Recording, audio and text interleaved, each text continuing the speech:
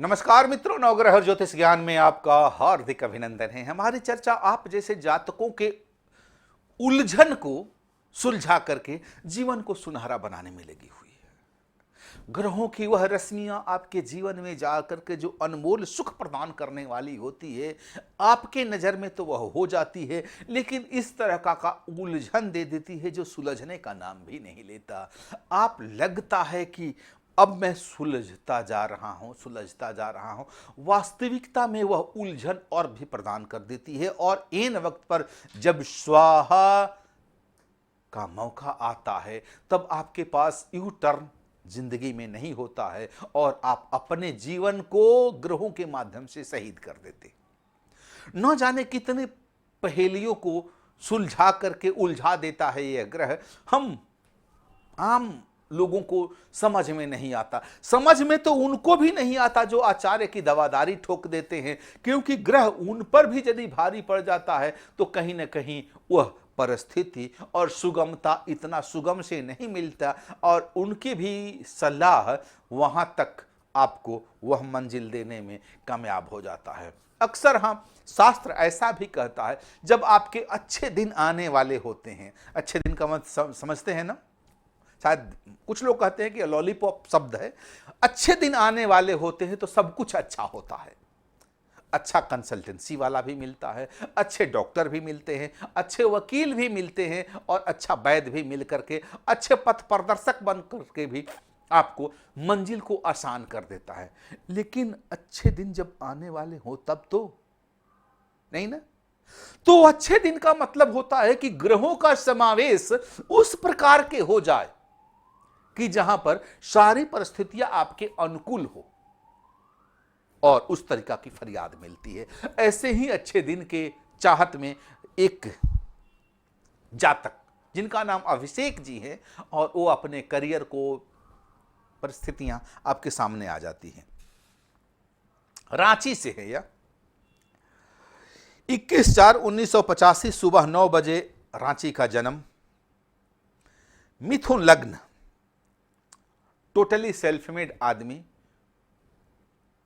पंचम स्थान में केतु, छठे स्थान में शनि, आठवें स्थान में विपरीत राजयोग और नीच भंग राजयोग कारक देने वाला बृहस्पति, उच्च का शुक्र बकरी और नीच का बुध। दसम स्थान में चंद्रमा, राहु और सूर्य। एकादश में मंगल, द्वादश में। क्या गुरुजी मैं मांगलिक हूं? जी आप प्योर मांगलिक हैं। शुक्र के साथ बुध का बैठना क्या नीच भंग राजयोग कारक है? प्रश्न बहुत अच्छा आ रहा है। हाँ जी, यह नीच भंग राजयोग कारक है। जब कोई भी ग्रह नीच का होता है, वहां पर कोई ऊंच का ग्रह या उसका लॉर्ड कहीं भी केंद्र में बैठे या कहीं भी ऊंच में बैठे या त्रिकोण में बैठे या उसके साथ बैठे, तो यह नीच भंग राजयोग कारक की बात कही जाती है। शास्त्र ने मान्यता के साथ इसको स्वीकार किया है। नवमांस और गुस्सा पर प्रकाश डालें। धन रुका हुआ प्रतीत होता है, कभी कभी दिक्कत भी आती है। अति प्रकोपी गुस्सा होने के कारण से दिक्कत आ जाती है। चलिए, आपकी हथेली का ज्ञान मैं देता हूं। यह आपके कुंडली का चंद्रमा तल है, चंद्रमा, और यह कुंडली का सूर्य तल है। यह दोनों तल पर राहु भारी पड़ा है। चंद्रमा और सूर्य और राहु की लाइन जाना और यहां से एक ही लाइन यहां सूर्य तल पर आना, चंद्रमा से वह राहु का सूर्य के हाथ पर हथेली का जाना और यहीं से भाग्य रेखा को फूटना, यहां से एक लाइन होकर के सूर्य तल पर जाना, ये आपके कुंडली का सबसे बड़ा निर्देशन करने वाली एक लाइन हो गई। आपके कुंडली में सबसे जो खराब ग्रह है, पत्नी से न बनना, सप्तमेश का अष्टम में बैठना और नीच का बैठना, शादी होने के बाद से अच्छा धन कमाना, बहुत ही अच्छा समय होना। आपके कुंडली में मंगल का दोष, जीवन के दंगल में यह मंगल अमंगल करने वाला हो जाता है। जब भी कोई जातक का मंगल भारी होता है, यह शब्द एक दूसरा चीज देता है। मंगल राजयोग कारक होकर के भी मांगलिक दोष बनाता है और राजयोग कारक होकर के भी जब दोष बना देता है तो उस पर बहुत ज्यादा ये भारी पड़ जाता है। आपके 12वें घर में ड्रेनेज करने की क्षमता, रिस्क लेने की क्षमता जो होती है वो काफी ज्यादा बढ़ जाती है। इसके कारण से यह दिक्कत आता है। सप्तम स्थान से वह खष्टम का बात होना, पत्नी से अविश्वास होना, ये भी है। पंचम स्थान में केतु का बैठना और केतु से मंगल का 8वें बैठना, ये भी एक दिक्कत की बात है। चक्र और नवमांश दशमांश की कुंडली पर रिसर्च करने के बाद से चंद्रमा और मंगल, मांगलिक दोष दोस्तों एक इस तरीका का दोष है जिसमें आपके छोटे भाई नहीं रहते हैं या छोटे भाई से खटास रहता है, अस्थि भंग, कहीं ना कहीं एक्सीडेंट और ऑपरेशन होना लाजमी हो जाता है। हड्डी का दोष तो 100% ही आता है। और इसके साथ आपके जीवन में जहां भी कोई भी मधुर संबंध एक लेवल की ओर बनते हैं, उसके बाद से उसका हंता हो जाता है, उसका मतलब वह बिगड़ जाता है, वो कहीं ना कहीं एक ड्रेनेज होने की संभावना हो जाती है। वह जीवन में कराह के अलावा कुछ नहीं देता है। आह और कराह ये दोनों यहां पर बनते हुए प्रतीत होते हैं। अब आपकी कुंडली में जीवन में कुछ श्रेष्ठ काम करने की, ऊंचाई प्राप्त करने की जो भी बात होते हैं, लाइजनिंग का काम है इनका, मतलब कुछ दलाली तरीका का होता है, कोई भी काम नहीं है लेकिन सब काम है, कोई भी काम का दीजिए। मास्टरमाइंड पीस हैं सूर्य, चंद्रमा और राहु। बोलने की शक्ति अजीब है।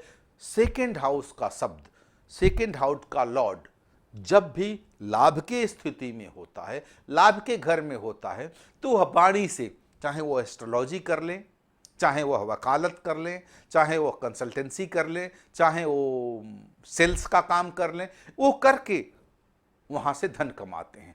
लेकिन दोनों के दोनों, एक सूर्य से घिरा हुआ है, एक चंद्रमा से घिरा हुआ है, तो कभी धनेश पराक्रम की बात है, इस आदमी में इतना कैपेसिटी है कि लाभ में बैठा हुआ वो दे देता है। इसलिए कहा जा सकता है कि सबसे पहले आप अपने चंद्रमा को और मंगल को सुधार लें। बुध नीच का है, हेल्थ की कोई बात नहीं है, शुक्र वहां पर आ गया है, लेकिन जो साल के 3 महीना कमाना और 9 महीना बैठना, ये एक अजीब की बात होती है। लेकिन 3 महीना में इतना भी हो सकता है, धन आप इकट्ठा कर लेते हैं, कोई बात नहीं है। लेकिन यहां पर मैं आपके लिए कहूंगा, एक रियल मोती, बसरा की मोती और मांगलिक यंत्र तो मैं जरूर कहूंगा, एक ट्रेंगुलर कोरल होता है, पीछे हनुमान जी की एक फोटो होती है, उसमें कुछ खास सामान डाला जाता है। जिंदगी में अवरोध, मांगलिक दोष मीन्स अवरोध, हर आपके स्पीड को प्रिवेंट करने वाला, रोकने वाला, रुकावट, रोड़ा के संबंध में काम बहुत अच्छा करते हैं, लेकिन सफल होने में आप 50 लाइजनिंग का काम लेकर के चलते हैं, 3 मेट्रोलाइज होता है, क्या मतलब है? कुछ ज्यादा हो, धन खर्च तो रुकेगा नहीं, लेकिन यदि 2-4 मेट्रोलाइज और ज्यादा हो जाते हैं तो वह कहीं ना कहीं आपके लिए वह बचत का कारक बनेगा। और इसी चीज के लिए मांगलिक यंत्र और एक मोती जो धनेश है, सेकेंड हाउस का लॉर्ड है, वह रियल मोती आप अच्छे दिन में प्राण प्रतिष्ठा करा करके, जो बसरा का मोती देख रहे हैं या जो रियल मोती है, इसी को आप धारण करें। अक्सर हाँ, लोग हमसे कहते हैं कि जो बाजार में मोती मिलती है गुरुजी, बैठकी जिसका नाम है, जो चाइना है, जापानीज है वगैरह, 300, 350, 400, 500 रुपए रत्ती वगैरह की बात नहीं है। कहां हीरा और मोती और कहां ये प्लास्टिक का ऑर्गेनिक कंपाउंड होते हैं जिसको बनाए जाते हैं, जिसका नेचुरल फॉर्म जो होता है नेचुरल मोती का, वो कैल्शियम हाइड्रोक्साइड का होता है। ये दोनों में काफी अंतर है। ये राहु का काम जरूर कर देंगी। यदि किसी आदमी का राहु खराब है तो मोती पहना करके कुछ आसान ले सकते हैं, कृत्रिम मोतियां हैं, यह हो सकता है। आप मांगलिक यंत्र और मोती करीब करीब 5.25 रत्ती का पहने और अपने जीवन में बहुत लंबा चौड़ा खुशहाली का बीज रोप दे। आज्ञा दीजिए, केपी त्रिपाठी को कल फिर मिलते हैं।